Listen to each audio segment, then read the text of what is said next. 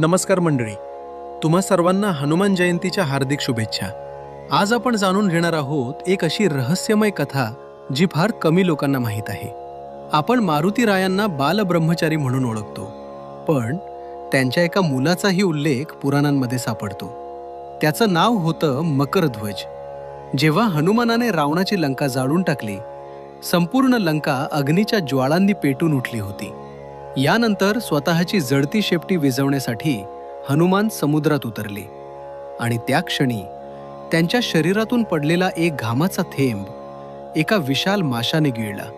त्या एका थेंबातून जन्म झाला एका अद्भुत शक्तिशाली बालकाचा, अर्धा वानर अर्धा मकर.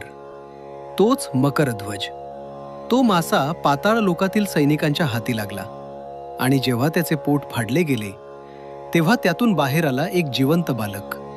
अहिरावणाने त्याचं सामर्थ्य ओळखलं आणि त्याला पाताळ लोकाचा द्वारपाल बनवलं. जेव्हा अहिरावणाने श्रीराम आणि लक्ष्मणाचे अपहरण केले तेव्हा त्यांना वाचवण्यासाठी हनुमान पाताळात पोहोचले, पण प्रवेशद्वारावर त्यांना थांबवलं एका योद्ध्याने. तो म्हणाला, "मी मकरध्वज, हनुमानाचा पुत्र." क्षणभरासाठी स्वतः हनुमानही थबकले.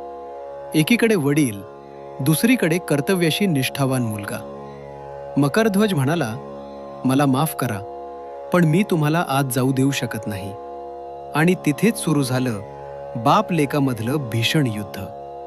शेवटी हनुमानाने त्याला पराभूत केलं आणि श्रीराम लक्ष्मणाची सुटका केली.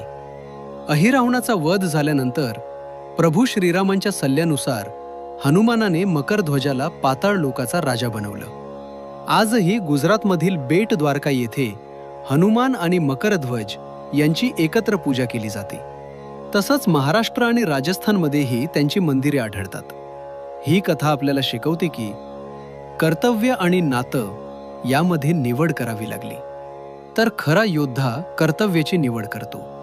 तुम्हाला ही अद्भुत कथा कशी वाटली? कमेंटमध्ये नक्की सांगा. आणि अशाच रहस्यमय पौराणिक कथांसाठी आत्ताच आपल्या चॅनलला सबस्क्राईब करा.